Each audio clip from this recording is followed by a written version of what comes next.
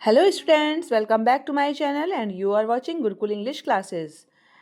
आज हम पढ़ने वाले हैं क्लास 10th की बुक फर्स्ट फ्लाइट का chapter 1 a letter to God, the most important chapter of English book. और हर पेपर में, किसी भी साल का पेपर हो, कोई भी बोर्ड हो, इस चैप्टर से क्वेश्चन आने ही आने हैं। ये बिल्कुल डिसाइडेड रहता है। तो आइए स्टार्ट करते हैं, लेकिन स्टार्ट करने से पहले आप मेरे चैनल को सब्सक्राइब कर लीजिए, बेल आइकन प्रेस कर लीजिए ताकि आपको मेरे न्यू वीडियोस की नोटिफिकेशन टाइम पर मिल जाए। साथ ही साथ अगर आपको वीडियो पसंद आता है तो अपने फ्रेंड्स के साथ शेयर करना बिल्कुल नहीं भूलिएगा। तो आइए स्टार्ट करते हैं। A letter to God. A letter to God G L friends द्वारा लिखी हुई एक स्टोरी है जो कि एक फार्मर लेंचो पर बेस्ड है। लेंचो जो कि बहुत गरीब था लेकिन पढ़ा लिखा था, साथ ही साथ उसे ईश्वर में बहुत ज़्यादा आस्था थी। अब ये किसान लेंचो अपने परिवार के साथ एक निचली पहाड़ी की चोटी पर रहता था। उसका घर अकेला घर था जो कि उस निचली पहाड़ी पर स्थित था। इस ऊंचाई से कोई भी व्यक्ति नदी को देख सकता था, खेतों को देख सकता था, पकी हुई फसल देख सकता था, फूलों को देख सकता था जो अच्छी फसल का वादा करते थे। और ये भी दिखाई देता था कि इस समय पृथ्वी को केवल एक ही चीज़ की ज़रूरत थी और वो थी बारिश की। पूरी सुबह लंचो यही समझ रहा था कि बारिश होगी, बारिश होगी, बारिश होगी। और अचानक से खाना खाने के समय, रात के भोजन के समय, जैसा कि लंचो ने भविष्यवाणी की थी, बारिश की बड़ी-बड़ी बूंदें गिरना शुरू हो जाती हैं। बच्चे बाहर निकलते हैं, आदमी भी जाता है और रेन को अपनी बॉडी पर फ़ील करने के लिए, प्लेज़र लेने के लिए वो चला जाता है। लेकिन जब वो लौट के आता है, तो वो कहता है कि ये रेन ड्रॉप्स नहीं हैं, बल्कि ये न्यू कॉइन्स हैं। जो बड़ी बारिश की बूंदें हैं, वो 10 सेंट की पीसेज़ हैं और लिटिल वन्स आर 5, यानी छोटी बूंदें 5 की हैं और बड़ी बूंदें 10 की हैं। इस प्रकार से वो बहुत ही संतुष्ट था अपनी फसल से, अपने फसल के फूलों को देख करके। लेकिन अचानक उसकी फसल पर बारिश का पर्दा पड़ जाता है। एक तेज हवा का झोंका आता है और बारिश के साथ साथ ओले गिरना शुरू हो जाते हैं। और इन ओलों की तुलना भी वो सिल्वर कॉइन से करता है। उसके बच्चे, उसके बेटे बारिश की तरफ चले जाते हैं। वो फ्रोज़न पर्ल यानी कि वो कॉइन्स, सिल्वर कॉइन्स इकट्ठा करने के लिए वो बाहर निकल जाते हैं। अचानक ही ओलों का रूप और आंधी का रूप देख करके लेंचो को चिंता होने लगती है और लेंचो कहता है कि बहुत बुरा होने वाला है। मैं आशा करता हूँ कि ये जल्दी से गुजर जाए। लेकिन ऐसा नहीं हुआ। ऐसा नहीं हुआ, बल्कि 1 घंटे तक बारिश गिरती रही, घर पर, बगीचे में, पहाड़ी पर, फसल पर और साथ ही साथ पूरी घाटी पर। पूरा खेत ऐसा सफ़ेद हो गया जैसे कि वो नमक से ढका हो। पेड़ों पर एक भी पत्ती नहीं बची। फसल पूरी तरीके से बर्बाद हो गई, फूल गायब हो गए। लंचो की आत्मा बहुत ज़्यादा दुख से भर गई। और जब तूफान गुजर गया, वो अपने खेतों के पास खड़ा हुआ और अपने बेटों से बोला कि अगर टिड्डियों का दल भी आता तो वो इससे ज़्यादा छोड़ जाता। हेल ने तो कुछ भी नहीं छोड़ा, यानी ओलो ने तो कुछ भी नहीं छोड़ा। इस साल हमारे पास कोई फसल नहीं होगी।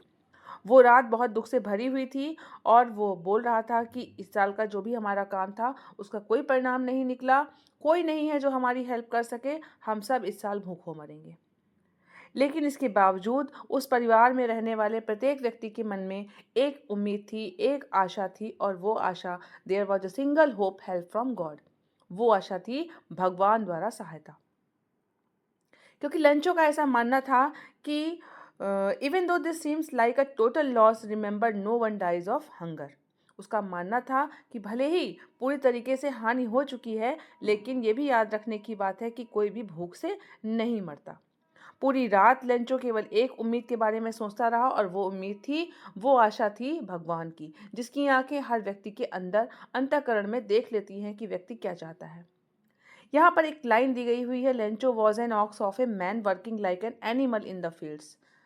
लेंचो आदमी के रूप में एक बैल था, यानी कि वो बैल की तरह मेहनती था। बहुत मेहनत से वो अपने खेतों में काम करता था। उसके बावजूद भी उसको लिखना पढ़ना आता था। और इसीलिए आने वाले संडे को सुबह सुबह ही वो एक लेटर लिखता है और खुद उस लेटर को मेल में डालने जाता है। और ये लेटर और कुछ नहीं था, बल्कि ये लेटर गॉड को लिखा था उसने। ये एक बहुत ही, मतलब, ईश्वर पर विश्वास की बात है कि उसने ईश्वर को पत्र लिखा और उस पत्र में ये लिखा कि यदि आप मेरी सहायता नहीं करोगे तो मेरा परिवार और मैं इस साल भूखों मर जाएंगे। मुझे 100 पीसों की आवश्यकता है ताकि मैं अपने खेतों को दोबारा से बो सकूं और जब तक कि दूसरी फसल आती है तब तक अपने परिवार का जीविकोपार्जन कर सकूं। क्योंकि ओलों ने बिकॉज द हेल स्टॉर्म। उसके बाद उसने डैश डैश डैश लगा दिया, यानी कि वो ये भी दिखा रहा था ईश्वर को कि आगे तो आप सब कुछ जानते ही हैं। बस उसने ईश्वर से 100 पीसों वहाँ की मुद्रा है, उसने वो 100 पीसों मांगे थे और बस इसलिए उसने वो लेटर लिखा था। इसके बाद उसने लिफाफे के ऊपर टू गॉड लिखा और उस लेटर को अंदर रखा। साथ ही साथ वो कस्बे में गया और वहाँ पर जाकर के उसने एक टिकट खरीदा। टिकट लगाकर उसने वो मेल बॉक्स में डाल दिया। अब जैसे ही लेंचो वो पत्र पेटी में डालता है, वहाँ का एक कर्मचारी जो कि एक पोस्टमैन था, वो अपने बॉस के पास जोर जोर से हंसते हुए आता है और वो लेटर अपने पोस्टमास्टर को दिखाता है और पूछता है कि क्या अपने पूरे करियर में एक पोस्टमैन के रूप में आपने कभी भी भगवान का पता देखा? क्या आपने कभी भगवान के पते तक चिट्ठी पहुंचाई? पोस्टमास्टर जो कि एक मोटा सा और बहुत ही फ्रेंडली पर्सन था, वो भी हंसने लगा। लेकिन हंसते हंसते वो अचानक से गंभीर हो गया और उसने कहा, what faith, I wish I had the faith of the man who wrote this letter. वो कहता है कि इतना विश्वास, काश कि मेरे अंदर भी जरा सा विश्वास होता जितना कि इस लेटर को लिखने वाले के अंदर है।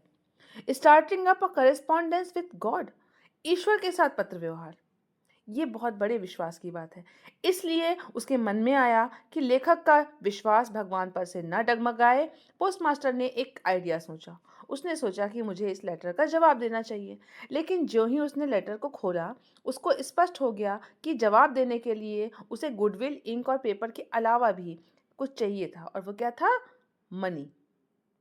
लेकिन फिर भी वो अपने निश्चय पर अड़िग रहा। उसने अपने कर्मचारियों से पैसा मांगा, अपनी सैलरी का भी पार्ट दिया, कई फ्रेंड से मांगा ताकि वो एन एक्ट ऑफ चैरिटी यानी दान का एक कार्य कर सके। लेकिन उसके बावजूद भी उसके लिए 100 पीसों इकट्ठा करना असंभव था।